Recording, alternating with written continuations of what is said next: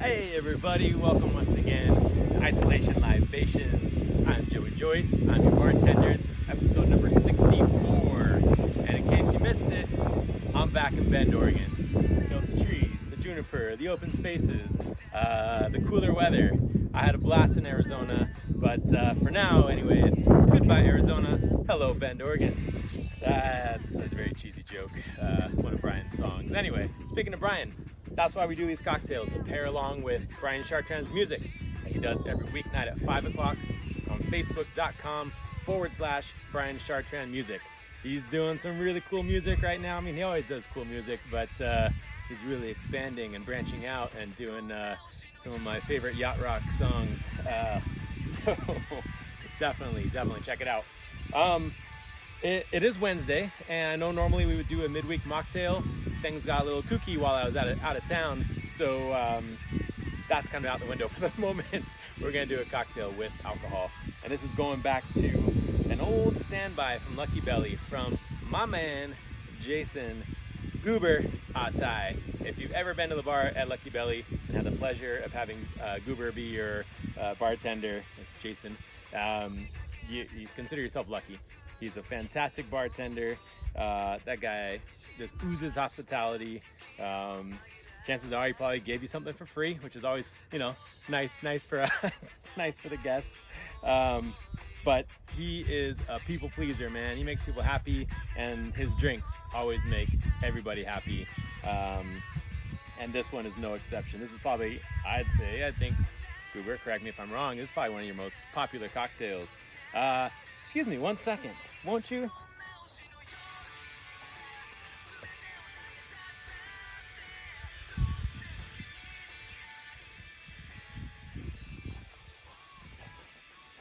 Kids these days, they're rock and roll music. I think it was a little too loud, the music. So, and we're just doing this one shot, man. We're not taking breaks. We're not doing multiple takes. This is en naturel, even though it's not live. So anyway, back to Goobs. Great guy, great bartender, makes fantastic drinks, and this here is the Midorikawa. So without further ado, let's get started. Now this is one, we would infuse the sake with apples and lychees, and we're not gonna do that. I don't wanna do a huge vat of it. So this is gonna be kind of like a single serving style, and also no lychee this time. It's not just available on every corner here in Bend like it is in Hawaii, so make it do with what we have. Let's start with mint. As I've said before, I do like to use the stem. A lot of people tell you to take just the leaves. I like that little bitterness, little like tannins you get from the stem. Personal preference, but that's what I'm doing. And then apples. I said about half-inch chunks, about 4 kind of half-inch chunks. You don't have to be completely precise. I'm gonna go that much. See that? I feel like I'm feeding a horse. Here you go, come on. And just dump those in there. And then, my jigger. This reminds me that I miss my Sertoto copper jigger so much so that I don't even think to grab a jigger. Won't you excuse me?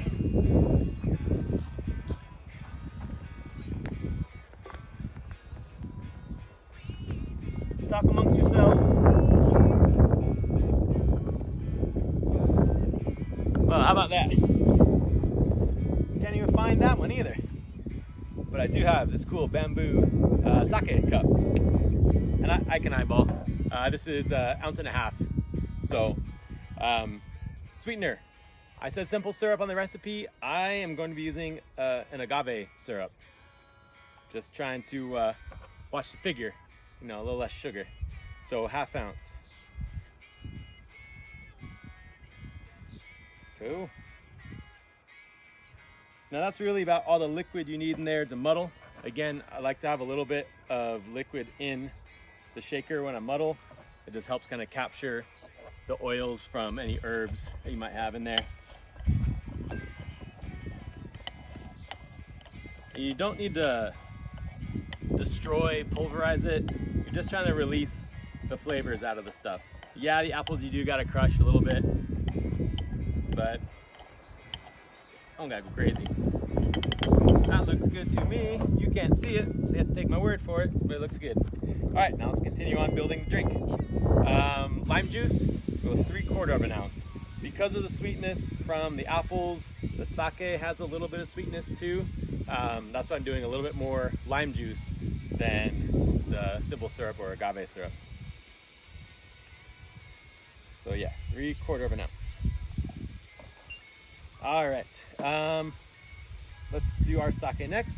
So this is Momokawa. It's a Junmai Ginjo sake. It's actually from Oregon. Junmai, oh, there's another one. This could be a whole nother video just talking about sakes. Junmai means that there's no additional distilled spirit added to it. So it's all pure rice wine, or rice fermented and brewed, not any distilled alcohol added to it. That doesn't necessarily mean a quality thing. Again, we can get into that later, another time. And then Ginjo refers to the milling rate of the rice. Yeah, this will go down a whole nother road, but just think, if you have a grain of rice, when they're making sake, they're gonna polish it. Just like, brown rice, or white rice, could be brown rice, but all that outer husk is kind of polished away and smoothed away. And so usually all the fats, proteins and stuff are in that outer part of the rice grain. So the more you polish it, the more any kind of impurities or additional flavors you take away. So the more and more you polish that rice grain down to the smallest amount, it decreases your yield. It also makes it a really clean, light, refined sake. Again, that doesn't necessarily always mean that it's better. It means it's usually more expensive. But so the Ginjo just refers to the milling rate of the rice. I'm sure most of you are confused. That's okay. We'll go over that another time. But let's just say you want about a medium dry sake, right? Nothing too sweet, nothing too funky. You want a pretty standard, approachable, not too complex. Not saying that this isn't complex. This just mixes well with cocktails. As well, it's fine to drink by itself too. Like, watch, I'll show you. Come by. See? Fine. Delicious. Alright, so 2 ounces. I digress. 2 ounces. I'm looking, that looks about right. Okay, now let's add our matcha. So in case you don't know, in case you've been living under a rock, that sounds mean.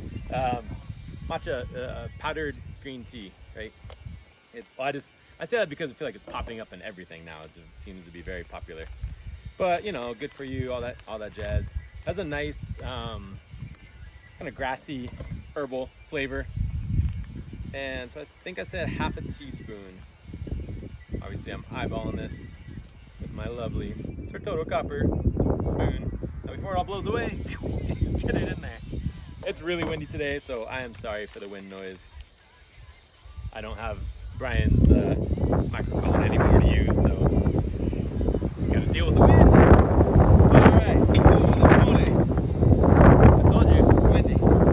Okay, let's get nice in here. Let's weigh these things down quick. Alright, you'll just need a rocks glass for this drink. I am using just the square cubes, not one large cube. We'll see how that goes. Because this is like a real, refreshing cocktail. It's good for a hot day. Not like spirit forward. It's just nice, approachable, delish-ish. All right, shake this puppy.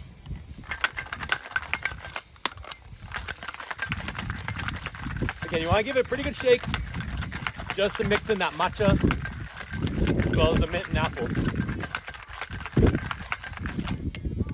Alright, that feels good. Looks good. Now this one I am going to fine strain just because I don't want any of the chunks of apple or mint going in here. I may need to add more ice once it kind of settles in the glass. Or I might not. I might have done it just right. Happens sometimes, eh? Alrighty. So for garnish, take some more mint. Again, you can give that a little slap. Oh, that smells nice. Tuck that in there like so. And there is your Midorikawa, made by Jason Goober Ah-Tye of Lucky Belly in Honolulu, Hawaii. Thanks for the great drink, Goobs, and cheers everybody. Happy Wednesday. Oh yeah, that's good. Kampai. See you tomorrow.